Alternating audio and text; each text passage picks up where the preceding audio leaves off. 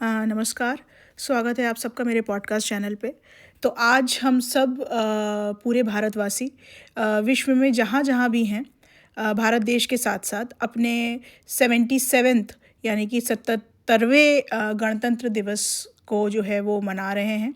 लाल किले पे तिरंगा लहरा चुका है, परेड हो चुकी है और पूरा देश जो है वो गणतंत्र दिवस की अ अ खुशी को और हिंदुस्तान की, भारत की आज़ादी के एक बहुत ही प्रमुख दिवस को वो मना रहा है। तो सबको मेरी तरफ से, सारे भारतवासियों को, जो भारत में हैं और जो विश्व के किसी भी कोने में हैं, जो अपने दिल में भारत को लिए हुए रह रहे हैं, उन सबको गणतंत्र दिवस की बहुत-बहुत शुभकामनाएँ।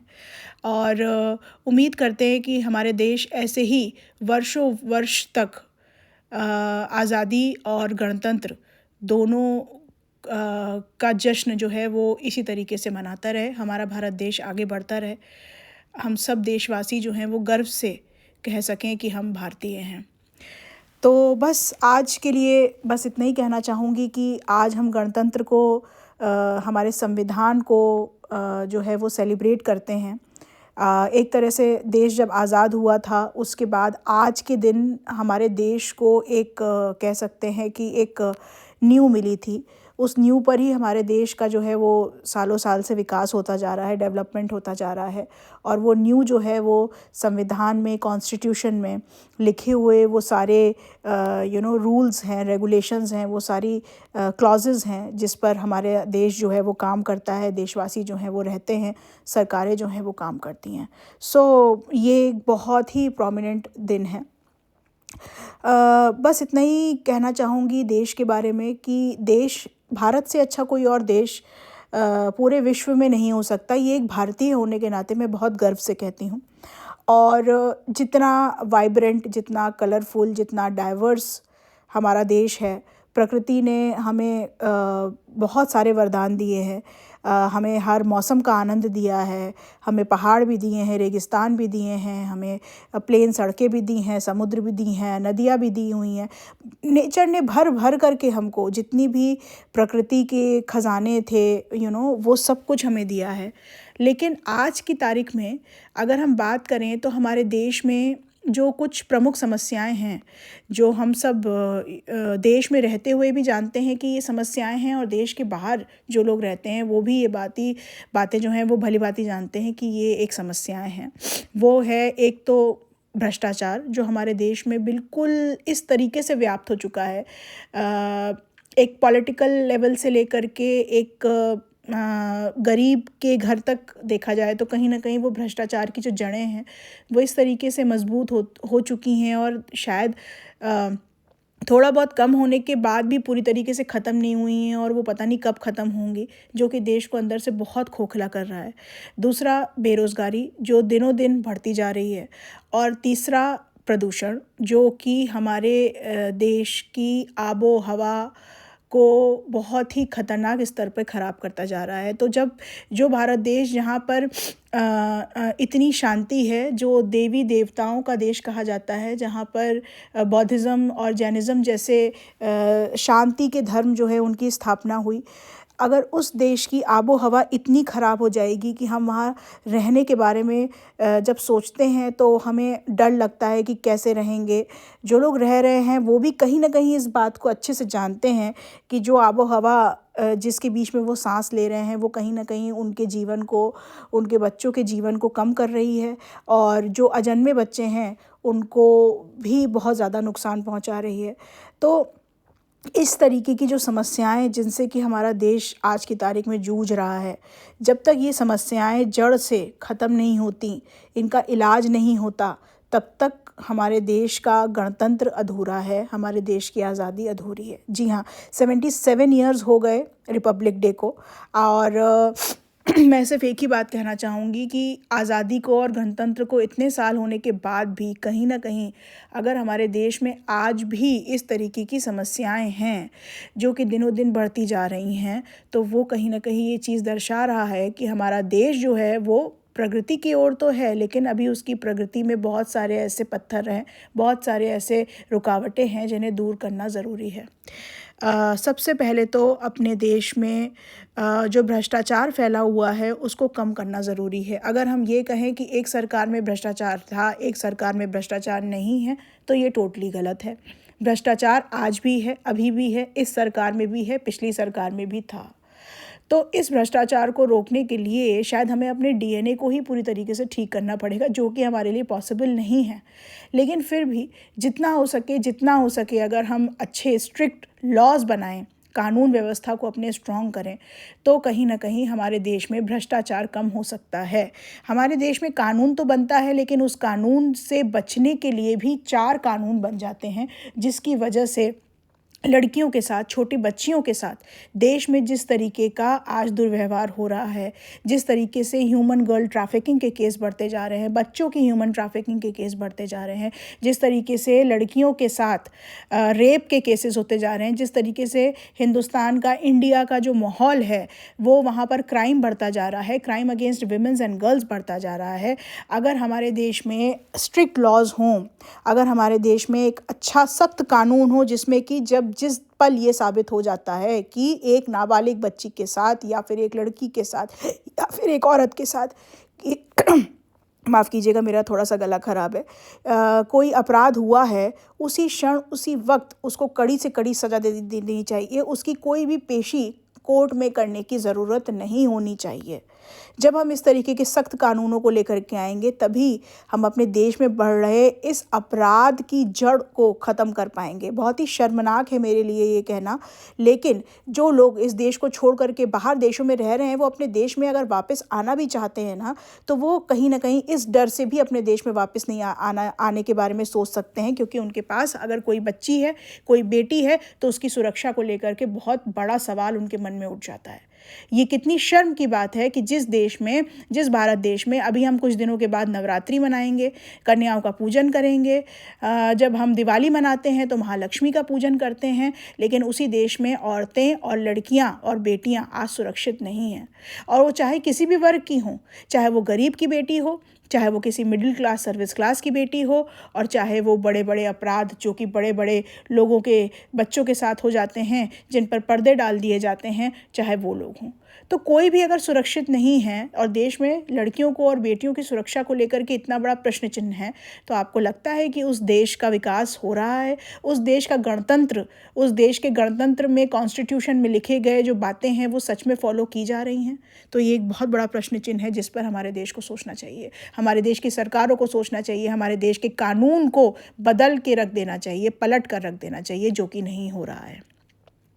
तो कहीं ना कहीं जब मैं गणतंत्र दिवस को सेलिब्रेट करने का जो हर्ष और उत्साह आज मेरे मन में है, भारत देश से दूर बैठ करके भी, तो जब मैं इन बातों के बारे में सोचती हूँ, तो मुझे ऐसा लगता है कि ये जो सेलिब्रेशन हो रहा है, ये जो लोग अपने स्टेटस अपडेट कर रहे हैं, और जो मैं भी कहीं ना कहीं अपने विचार सोशल मीडिया के थ्रू शेयर कर रही हूँ, कि लोग जो अपने स्टेटस अपडेट कर रहे हैं, जो टीवी पर आज पिक्चरें आएंगी और जो परेड हुई है और जो सब कुछ हुआ है, वो खोखला है अगर हमारे देश में बेटियां सुरक्षित नहीं हैं तो।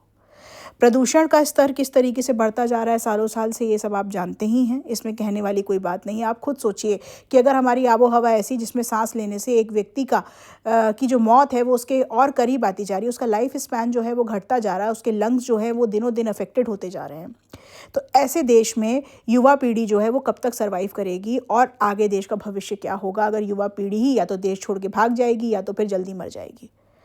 तो इस पॉल्यूशन के स्तर को कम करना किसकी जिम्मेदारी बनती है? ये लोगों की भी उतनी ही जिम्मेवारी बनती है, सरकार के नियम कानूनों की भी उतनी ही जिम्मेवारी बनती है, लेकिन उसके प्रति कोई ध्यान नहीं दिया जा रहा है। आज इस समस्या को अगर हमने नहीं सुलझाया, तो आगे चल के एक इतना बड़ा हेल्थ क्राइसिस, जो कि इंडिया में ऑलरेडी क्रिएट हो चुका है, वो इतना ज़्यादा फैल जाएगा कि लोगों के लिए सांस लेना मुश्किल हो जाएगा। अब इससे वर्स्ट और किसी देश में क्या हो सकता है? इस देश में जो दूषित पानी की समस्या है वो इतनी ज़्यादा बढ़ गई कि इंदौर में कई लोगों की जानें चली गई, भोपाल में दूषित पानी का केस पाया जा रहा है, साउथ में दूषित पानी का केस पाया जा रहा है। अब आप ये बताइए कि अगर देश में हम हवा और पानी को ही साफ़ नहीं रख पाएंगे तो हम क्या करेंगे? मैं ये नहीं कह रही हूँ कि किसी सरकार की अकेले की जिम्मेदारी बनती है, कानून व्यवस्था की अकेले की जिम्मेदारी बनती है, प्रशासन की अकेले की जिम्मेदारी बनती है, ये रहने वाले लोगों की भी जिम्मेदारी बनती है। लेकिन हाँ, जब लोगों को प्रॉब्लम है, जब लोगों को नुकसान हो रहा है, तब प्रशासन की सख्त जिम्मेदारी बनती है कि वो इन समस्याओं को जड़ से ख़त्म करें। तो ये एक बेसिक नेसेसिटी है, एक बेसिक सर्वाइविंग नेसेसिटी है जो किसी भी देश में सबसे पहले होनी चाहिए, एक डेवलपिंग और एक डेवलप्ड कंट्री में। और इंडिया, भारत जो है वो मेरे हिसाब से एक डेवलपिंग कंट्री है और बहुत तेज़ी से डेवलप कर रहा है। तीसरी सबसे बड़ी समस्या जो मेरे हिसाब से हमारे देश में बहुत ज़्यादा फैली है और आगे आने वाले दिनों में और ज़्यादा फैलेगी, वो है बेरोज़गारी की। बेरोज़गारी बहुत ज़्यादा बढ़ती जा रही है, लोगों का एजुकेशन का स्तर जो है वो कम होता जा रहा है। अगर लोग एजुकेशन गली मोहल्ले में खुल रहे गाजर मूली की तरह के कॉलेजेस से ले रहे हैं तो उनका कोई भविष्य नहीं है। सिर्फ और सिर्फ पैसा किसको मिल रहा है? उन सारे इंस्टीट्यूशंस को जो वो खोल करके गली मोहल्लों में बैठे हैं, अपने 2 नंबर के पैसे को 1 नंबर कर रखा और उससे भी पैसे कमा रहे हैं। और जो लोग वहाँ पढ़ने के लिए जा रहे हैं उनका कोई भविष्य नहीं है। गवर्नमेंट को इंश्योर करना पड़ेगा कि पब्लिक सेक्टर यूनिट्स जो बंद होती जा रही हैं उनको किस तरीके से हम रिवाइव करें। रिवाइव करने की बजाय हर कुछ प्राइवेटाइज़ करते जा रहे हैं। अगर सब कुछ प्राइवेटाइज हो जाएगा तो सरकारी नौकरियां तो ख़त्म ही हो जाएंगी। No social security, no government jobs.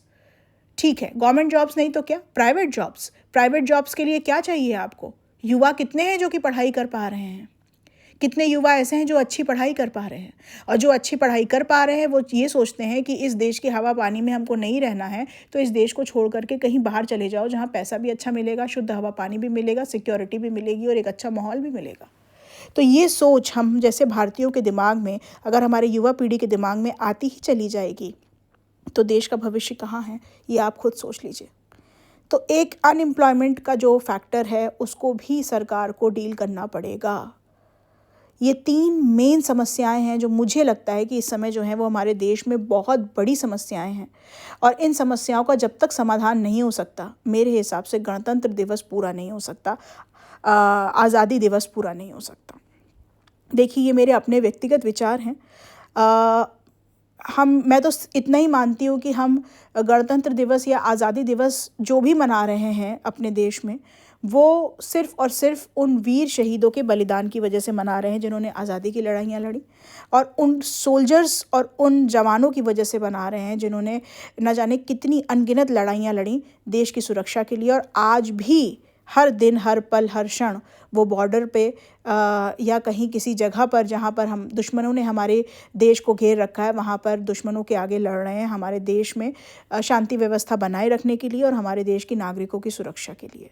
तो मेरा दिल से नमन है, उन शत नमन है मेरा उन वीरों के लिए जो हमारे देश की सुरक्षा कर रहे हैं, हमारे सेना के जवानों के लिए, चाहे वो थल सेना हो, वायु सेना हो, चाहे वो जल सेना हो। मेरा शत नमन है उन लोगों को, और मेरा शत नमन उनके परिवारों को जो अपने घर के बच्चों को, अपने घर के लड़कों को, लड़कियों को भेज देते हैं अपने देश की सुरक्षा के लिए। मेरा कोटि कोटि प्रणाम उन शहीदों को, उन शहीद जवानों को, उन शहीद सेना के अफसर्स को जो शहीद हो गए, उन नागरिकों को जो पहलगाम के अटैक में शहीद हुए। मेरा शत नमन है उन लोगों को, क्योंकि उन्होंने अपनी जान गंवाई है, तभी आज हम यहाँ बैठ करके गणतंत्र दिवस मना पा रहे हैं या फिर स्वतंत्रता दिवस मना पा रहे हैं। तो मैं तो सिर्फ इतना मानती हूँ कि हर गणतंत्र के पीछे, हर स्वतंत्रता के पीछे बहुत बड़ी कुर्बानी है लोगों की। बड़े बड़े लोगों ने बड़ी बड़ी कुर्बानियाँ दी, अमर हो गए वो देश के नाम पर। वो उनकी एक तरह से कह सकते हैं कि वो उनके अंदर स्वार्थ नहीं था, उनके अंदर सिर्फ और सिर्फ त्याग की भावना थी। और उन्होंने अपनी ज़िम्मेदारी को समझा जो उन देश के प्रति उनकी थी, और तभी उसी ज़िम्मेदारी के चलते देश आज़ाद हुआ, देश डेवलप हुआ, आज यहाँ तक पहुँचा। और आज इतनी सारे स्ट्रगल्स, आतंकवाद, दुश्मन देश, पड़ोसी देश का युद्ध का चैलेंज, और सारे चीज़ों को हम फेस कर रहे हैं, और उसके बाद भी हमारा देश जो है वो निरंतर आगे बढ़ता जा रहा है।